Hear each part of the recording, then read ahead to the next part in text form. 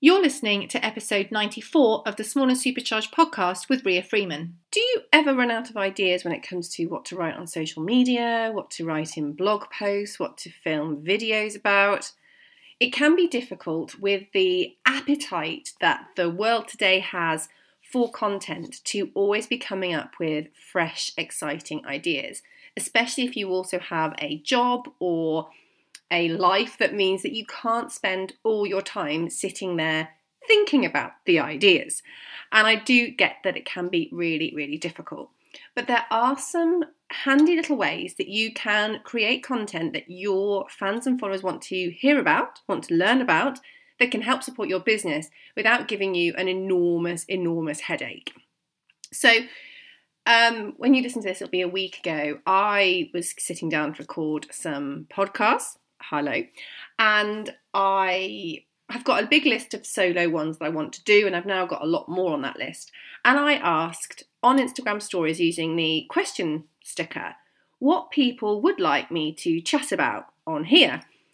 And I was inundated with some really, really good suggestions that I will be implementing over the coming weeks.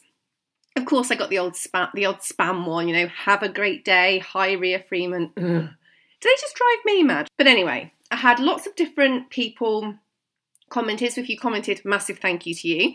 But the one that really caught my eye, because a few different people asked the same question in a slightly different way. And also, one person put it in a way that kind of rhymed, which was content creation inspiration. And I like alliteration and I love a rhyme.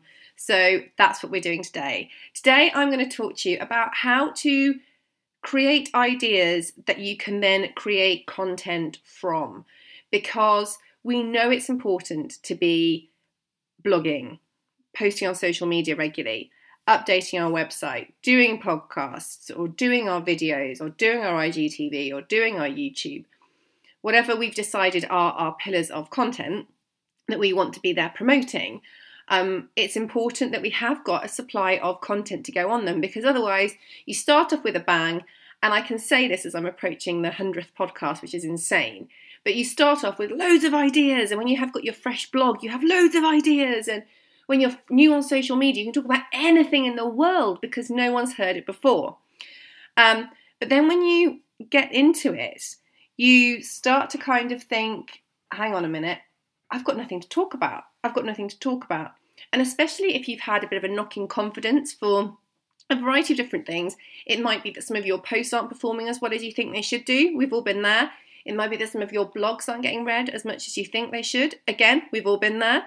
It might be that your video views are down, that your downloads are down, a variety of reasons, or just something in your personal life that has affected your confidence. And I know that can have a massive effect on your creativity too. If you are incredibly busy with work or life, again, that can take away that space that is so important when we create. I have this thing that the best ideas I tend to get are either when I'm in the shower, because when you're in the shower, I don't know about you, but my mind is just doing its own thing.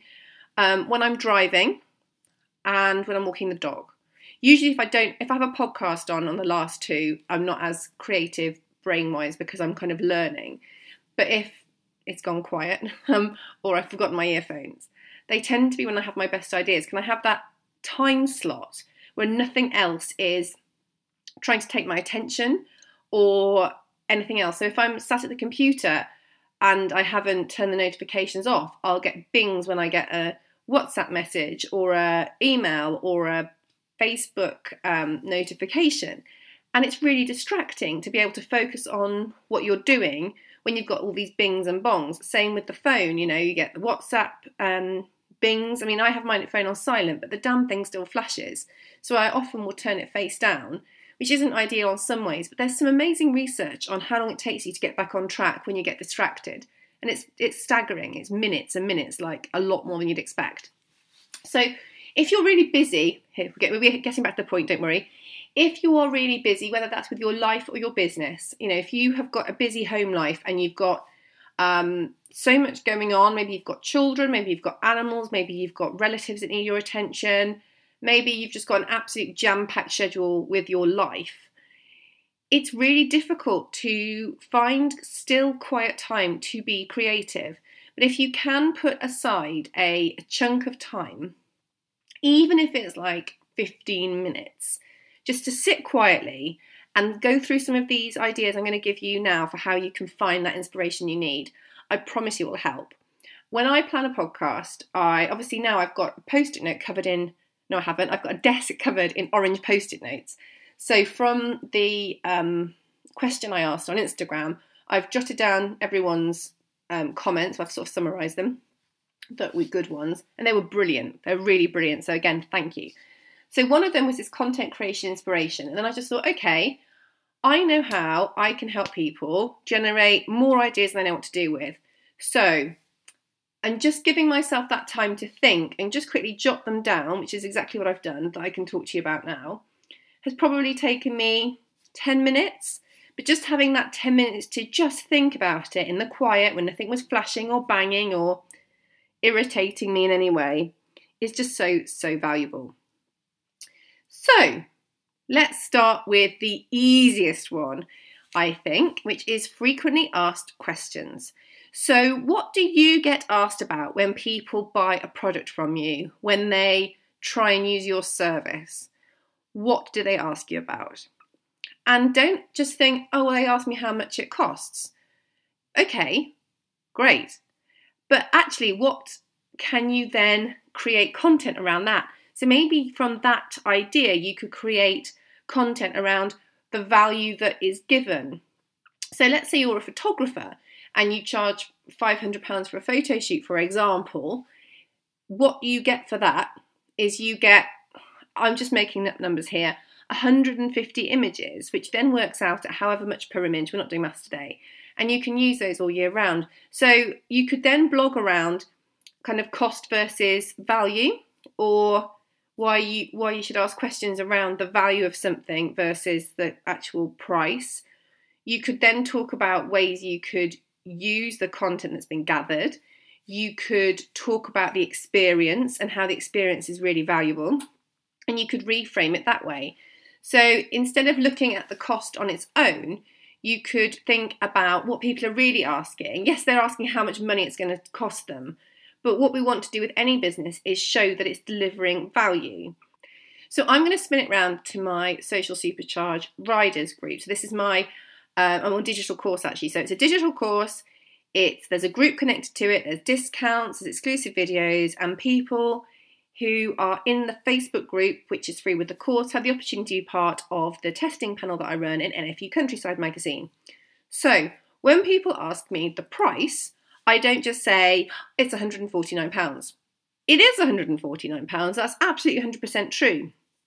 But there's no reason for that person to know all the value that they're going to get from that investment. So when they take the course, that yes, it costs them £149, and they get a digital course so they can study at their own pace. It's good. It's broken into 3 main categories, but there's also a bonus section where businesses are interviewed about how they work with riders. There's a really good discount section, which, to be honest, if people took advantage of that, they'd make their money back. There's also a free Facebook group, and they're a lovely bunch in there, and they're really supportive. And in there, if there's any opportunities that come my way for riders, I'll put them in there. And one of the main ones that I do is that I run the equestrian testing panel in NFU Countryside magazine. So each month I reach out to different companies and I say, we're doing the next panel, is there anything that you'd like tested or featured? And they say, oh yeah, I've got these products I'd like to have tested or featured. And I say, amazing, I'll offer them to the group.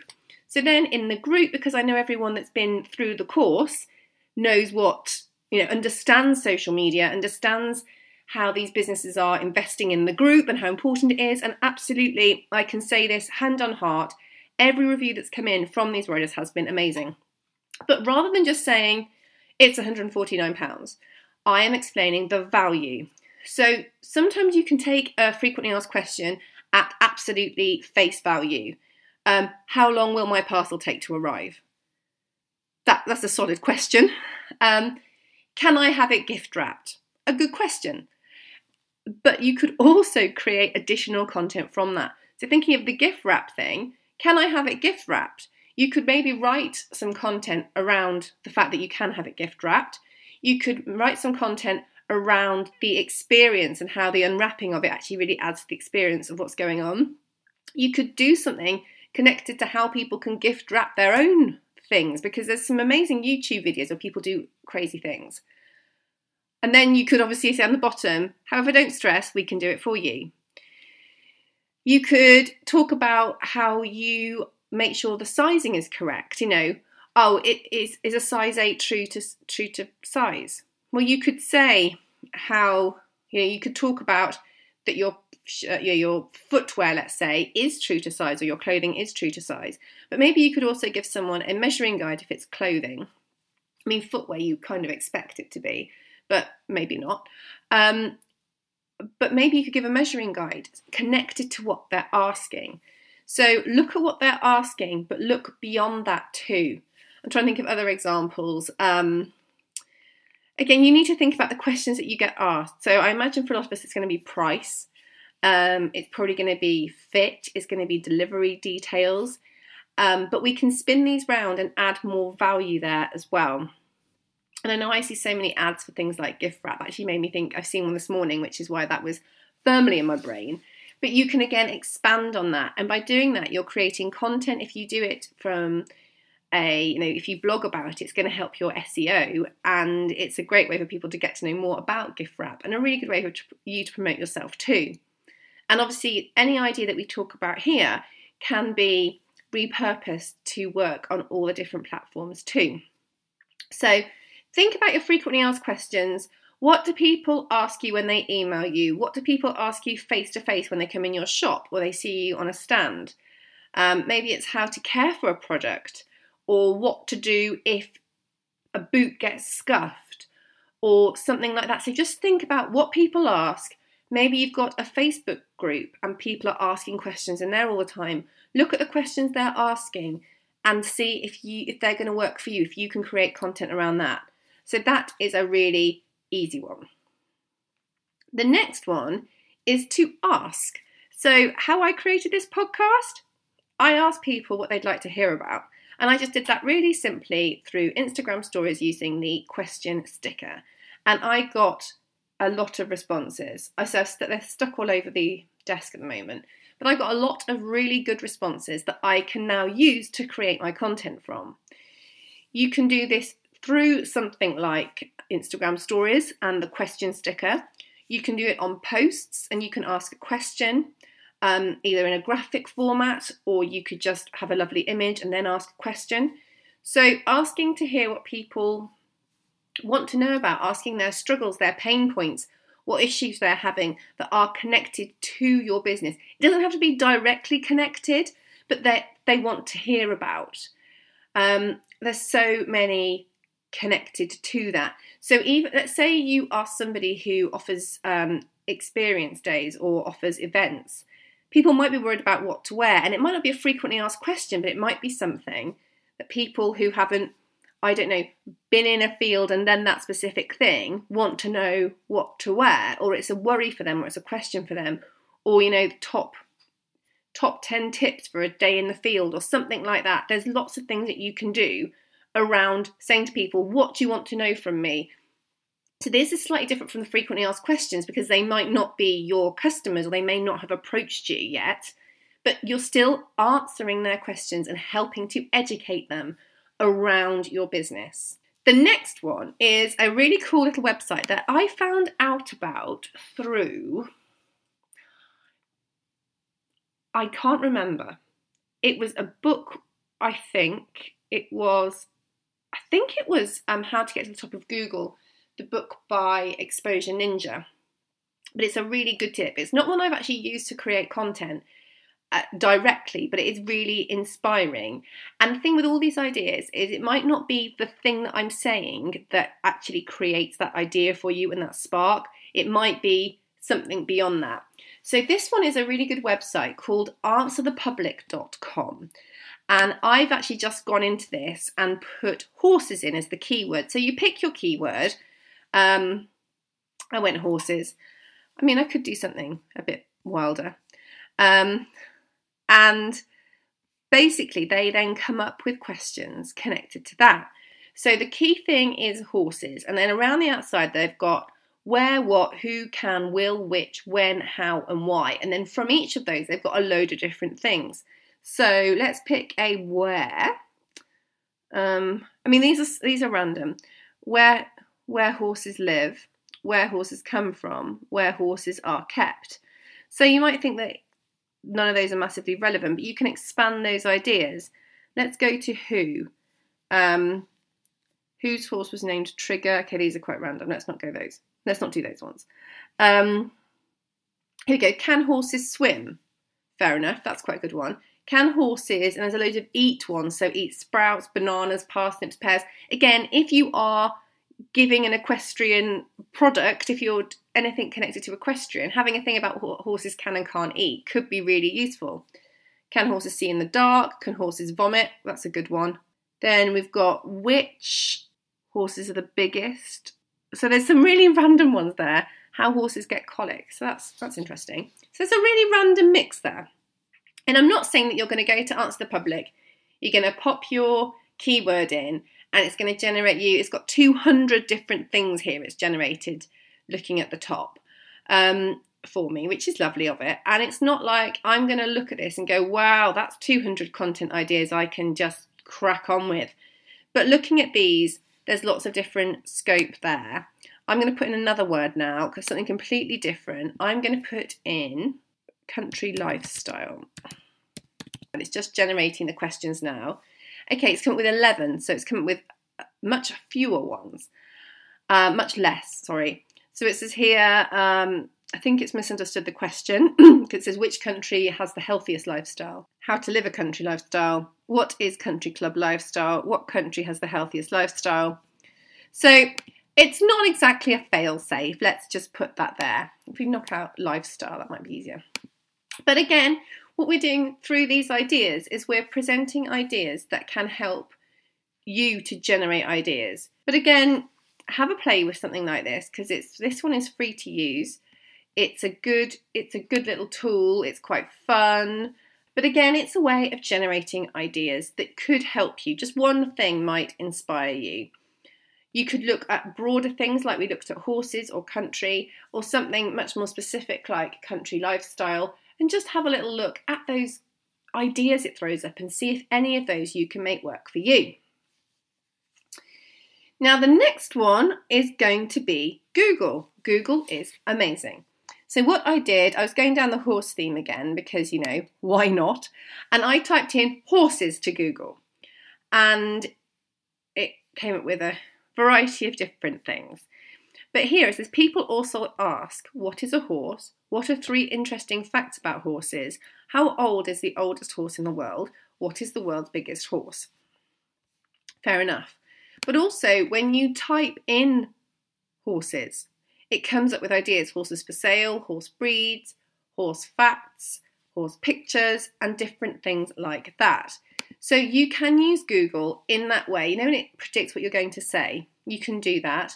You can also have a look down at some of the content it has brought up. So here we've got an expert guide to horse health and welfare, how you adopt a horse. There's a variety of different ideas there. So you can then just look through, have a bit of a scroll. I'm not saying you should ever just copy someone. You know, if someone's written an article called, let's find one that's quite, because we've gone really broad, they're a bit too broad in many ways. So I just want to find an article. But if you know, I don't want you to look at it and kind of go, oh, well, that looks like a good article. I'll just copy that exactly. Don't do that. What we're trying to do is get inspiration for our ideas. So you can look at things that people have done and then think about how you can maybe take the seed of what they've done and make it in your way. You don't need to copy people, but this is just a way to help get a little bit of inspiration going. The next thing is to think about people's pain points. So these might not be things that are frequently asked questions, but they might be things that you hear through talking to people, through looking at things like Facebook groups and seeing what people are talking about in there. and really just looking at what people's pain points are. Not all be connected to your product, but I know that I often, when I give talks and things like that, when I give lectures, the questions that people ask me are really interesting, because not only are the questions interesting, but the reason behind that question is interesting. The pain point connected to often things on social media, like, oh, is it really important that you put your face on Instagram or social media? Well, my answer to that would be yes. But then if you look a little bit deeper, the pain point is perhaps that person is really nervous about putting their face out there because of maybe trolls, or maybe people being negative who aren't trolls. Maybe they're worried about the reaction they might get, because, if you don't get as many likes as you expect, is that because your face put them off, or just because it's a sunny day and everyone's gone outside? So it can be a lot more behind the question that you've been asked. It can be how if you have a pair of boots that are uncomfortable, the question might be, how can I make the boots more comfortable? But beyond that, the pain point is that how can you get correctly fitting boots? So think about what people are asking you, and that's a brilliant source of inspiration.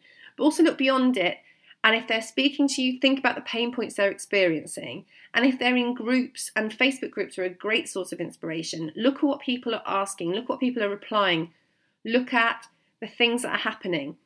You can sometimes ask questions in Facebook groups as well, but if you look at what's going on, you'll get a vibe for where there are perhaps holes in people's knowledge, or perhaps there is a lack of content around those themes, and you could provide a solution that can help them with that pain point. Sometimes it might be as well people saying that they feel unconfident, they feel worried about something, that they don't know how to do something, that this makes them feel stupid, something like that. These are pain points too, and you can help through your content to dispel that, or provide people with ways that they can learn more and find out more to help that issue too. Another thing is collaborate and work with others. So we often feel that we have to do all of our own content 100% ourselves, because it's our blog, it's our this, it's our that, it's our the other. And I get that. And I'm not saying, when I say collaborate, I mean work with people. I don't mean copy, I don't mean borrow, I don't mean lift, I don't mean anything like that. I mean look for people who have got similar interests, who can help you with what you're doing, who your audience would like to hear from, who their audience would like to hear from you, and create content around that. You can do guest interviews. So again, every Saturday, I tend to feature one of the riders in my rider group, because I know that's something that my audience would be interested in. It's really good content for me because I want to know more about my riders in the group. It's also a good potential sales tool, because they do at the end have a little chat about the course they do. But what it's doing is it means that I have got some blog content that's going to help the riders, because I promote it on my social media and it's on my blog and it's good for SEO and all the good things. I have kind of edited it, popped the pictures in, put the links in, asked the questions, but actually it's them, it's their story. I don't edit it so it's different in content. I just tweak it so, it fits in, and I highlight the right bits and things like that. But in terms of the actual amount of work I've had to do for that, it's minimal. And that's great, because every week I obviously do the podcast show notes, which can be quite significant. So having a day where I can put out some really good content, I can then repurpose that and I can share it on Instagram, I can share it on Facebook, I can share it on LinkedIn, I can put it in lots of different places. That means that I've got some great content that I haven't had to sweat over. And also, if we're thinking about content creation inspiration, we can look at the questions we've asked and think about look at the answers and think, is there anything in these answers that can lead us to create additional content around the pain points, the frequently asked questions? You might see a theme developing with people that you are interviewing for your blog, let's say. And if you're a service provider and you're interviewing people who've used your service, maybe you'll find that they all had a similar reservation about the kind of service you offer. If so, that is gold. That is a brilliant, brilliant thing to write content around. So again, don't just look at it on the surface level, go further. The other great thing about collaborations is that you are getting out to a different audience. So if you ask someone to guest blog for you, see if you can guest blog for them. See if you can, join those connections together. Obviously, you want to make sure there is a good connection there. You want to make sure that it's genuine, it's authentic, that they're a good fit for your brand. But there are lots of people that will be that good fit. So collaborating, having guest content. So again, I probably would go for like a guest blog and then repurposing that on different platforms. But that's a really good thing to do too, and a great way to generate ideas. If you can collaborate with someone in a way that you chat to them as well, all the better, because together, if they come in it from a slightly different angle and you've got your angle, you're likely to find some things that you can probably both put your unique spin on moving forward, working on your own as well. And the last one I want to talk about today is it's okay to repeat a theme. So don't think, oh, well, I've talked about that thing once, I can never talk about it again. That's rubbish. You can put different spins on it. You can do it again. I wouldn't necessarily use the same image, the same caption, the same blog post word for word. But with any blog post you've got, you can take slightly different angles on it. If you're talking about price, we've talked about one blog post could be about the price of something, but one could be about the value in it. One could be about the value you get. One could be stories from people who have taken your service and the value that they've seen from it, what they've gone on to do. So don't think you can never repeat a message again. Actually, it's really beneficial to repeat a message again. If you're looking at things like a blog post, and I've talked about repurposing quite a lot today, but you can pull out quotes. So you can have one piece of content that's working really hard. Again, and I know I keep talking about me this week, and I apologise for that, but I think it's good to try and relate it to things that are actually happening.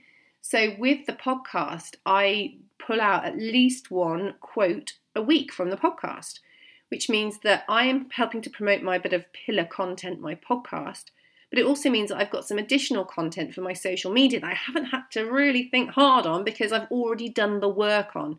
And to be honest, I could repurpose the podcast an awful lot more. I could do short videos where you can have I think they're called audiograms.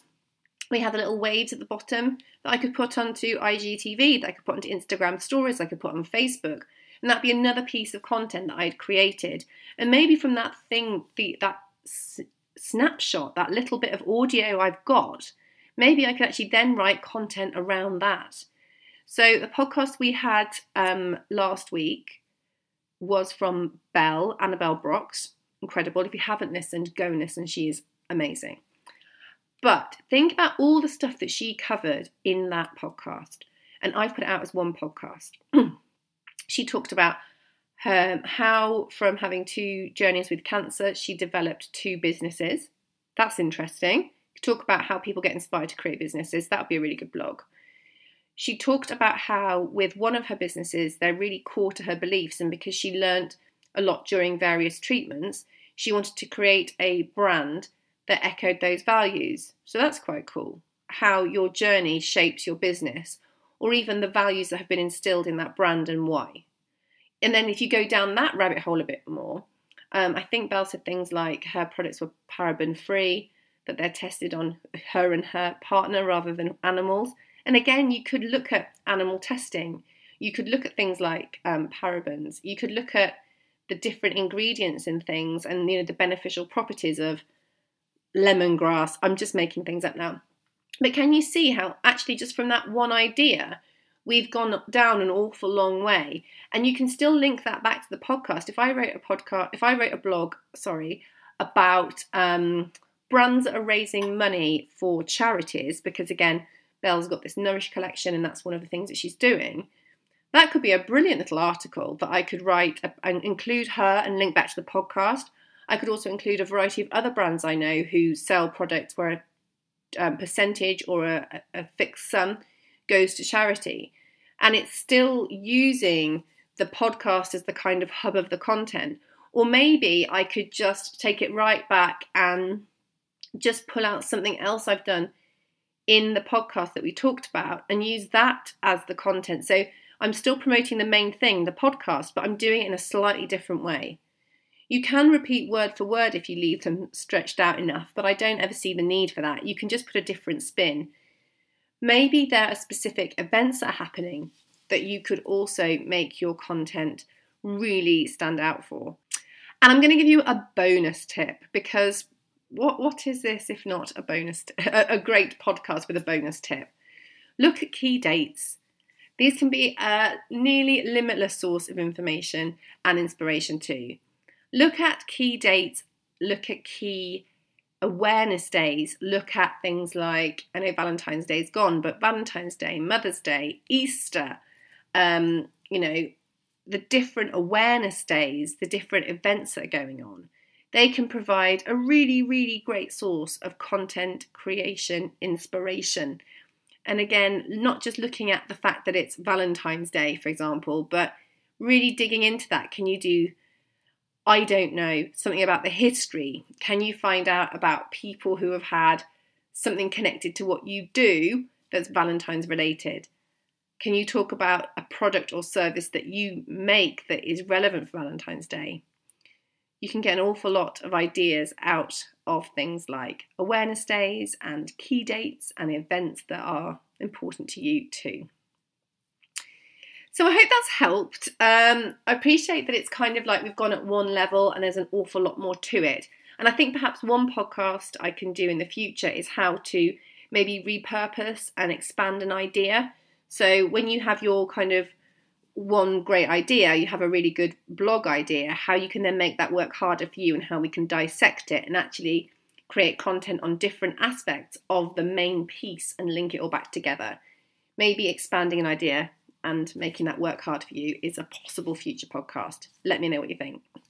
So as always, thank you so much for listening. If you fancy leaving a review on iTunes or Spotify, I'd send you a virtual kiss, not a real one, don't panic.